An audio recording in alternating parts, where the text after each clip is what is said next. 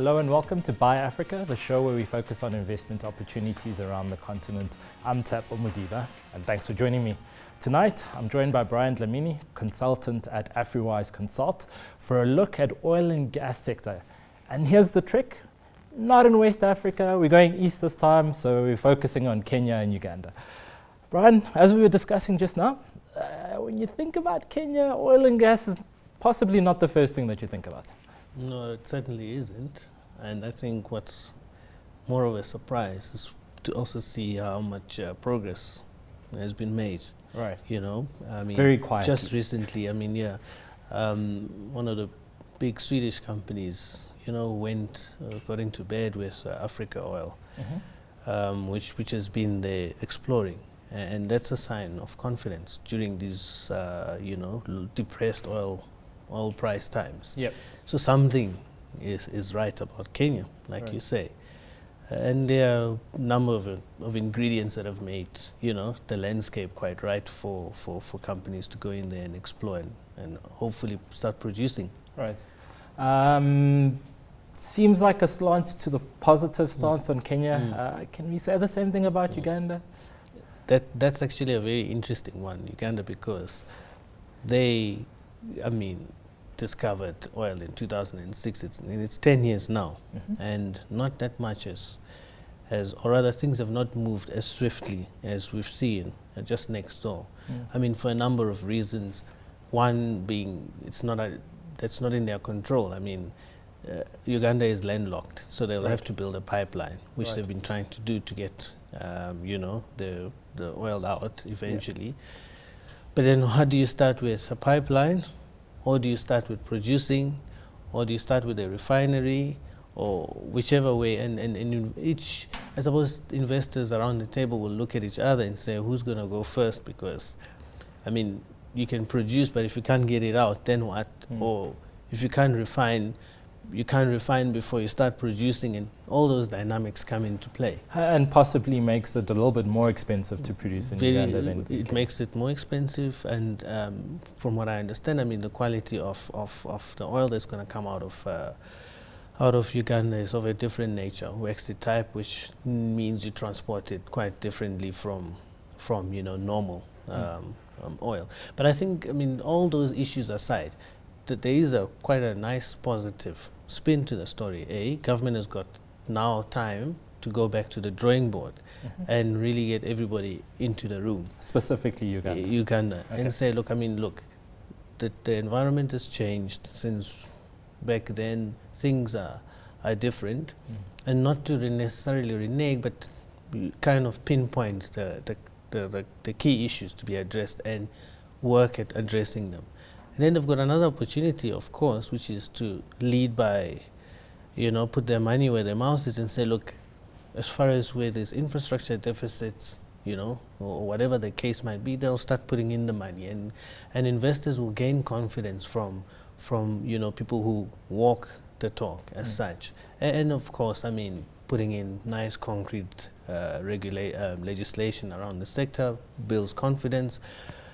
Apart from all those things, then people start to look at things more creatively. Right. Yeah. I mean, in the presidential debate just recently, the sector came up for discussion. Of course. And one of the things that came into the equation was, what do we do for the local communities, or how do they get factored into the equation? And that's the chance that government has now to also work that in and build it into the equation and say, look, we actually maybe need to think much more dynamically about, local communities as such benefiting. Right. And you touch a little bit about, I guess, the political landscape and legislation potentially being put in place. The recent elections, is that all bedded down? What does that mean in terms of the outlook for the sector from a legislation perspective? Well, look, I mean, the point is, it's still the same party. So and it has been for a long time. So yes, so one can now really, say, or expect fundamental shifts as such. But what would be also, like I said, the opportunity at hand is to sit down and everybody comes into the room, investors, and you start getting the pledges, and then you obviously synchronize what's going on, and hopefully, because I mean times have changed, Right. solutions that would have been appropriate some 5 years ago will not come into the equation now, which I think in Kenya is they've got a bit of saving grace. They are not landlocked, which is better. Right. Taking production out, they don't have to have all the other complications. They don't have all the other complications. B, it also happens that from the figures touted, I mean, production is going to be as low as $25 per barrel. All in costs. Well, look, I mean, you still have to put in maybe a bit of fat for this, that, or the other, and Sure. let's call it profits will be razor thin. Okay. Under this current environment. Right. So you'll still be making money I mean, at like these oil prices. investors would be quite, comfortable with going in because they'd be looking at, let's call it, the upside. Right.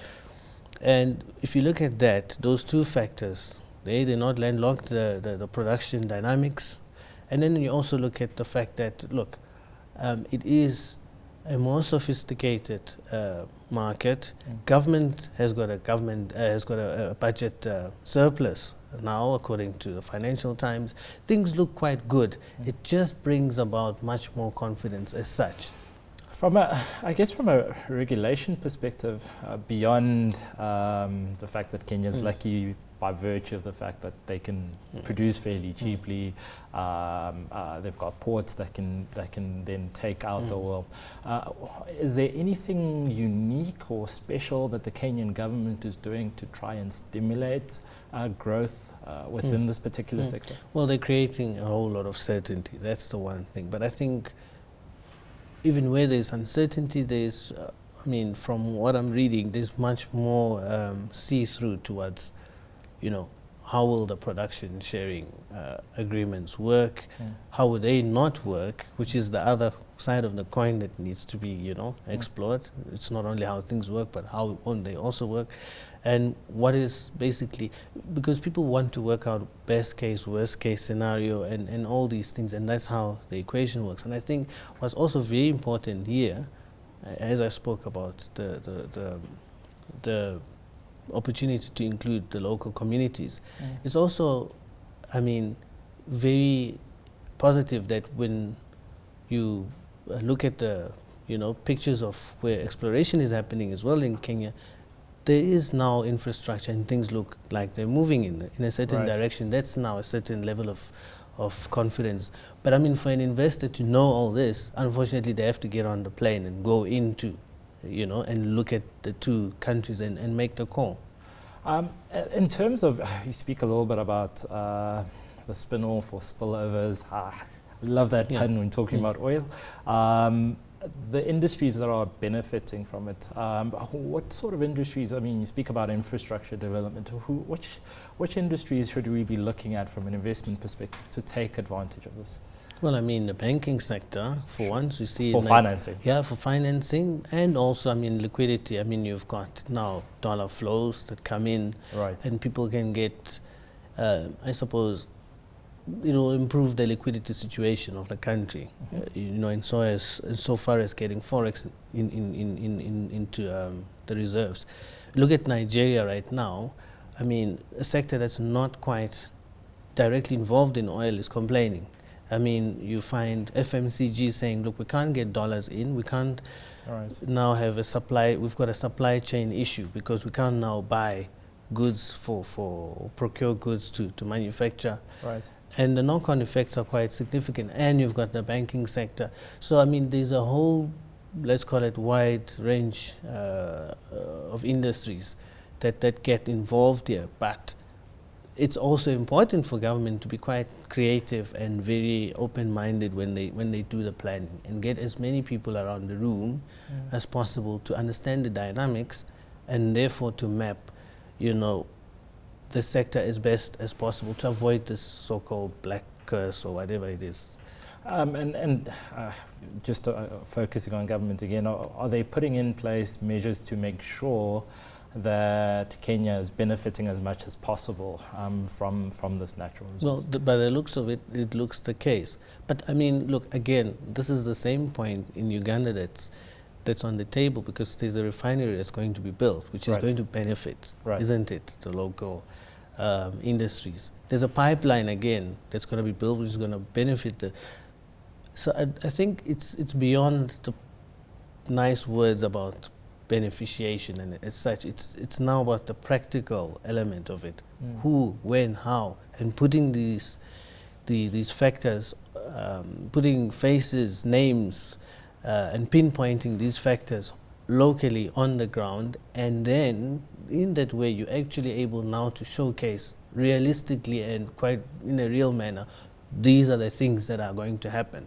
Okay. In terms of timing, before we start seeing production, what are we looking at in the two countries? Well, Kenya is quite ambitious. I mean, they need to move obviously from exploration to production phase. And they're expecting to do that by the end of the year, to give obviously the go-ahead to the oil companies, and that maybe will take another 5 years from then. So look, give and take 2018, 19, if they actually stick to the guidelines.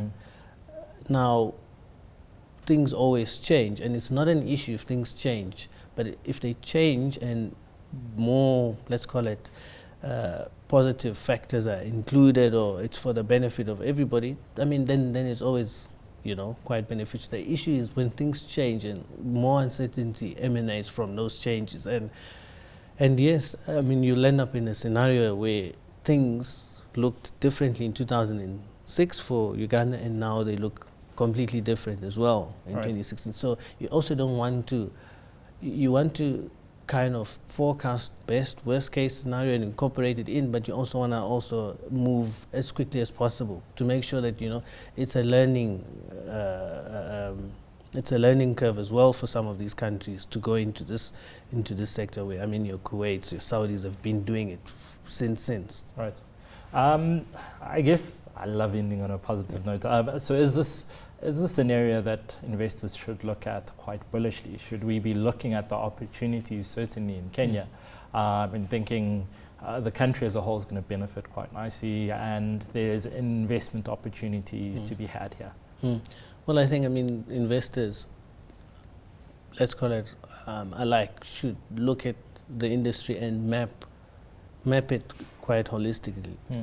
Real estate is going to benefit here if things go. I mean, we've seen in Mozambique what happened. I mean, there was quite a boom. You will look at manufacturing, retail, tourism in some or other way, for business travelers, etc. So there's a whole lot of ancillary benefits. And yes, if people track this and are confident that, things are going according to plan, absolutely. Perfect. Let's leave it there.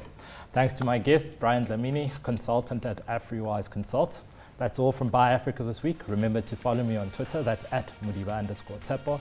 And send us your thoughts about the show using the hashtag BuyAfrica. From myself and the team, goodbye.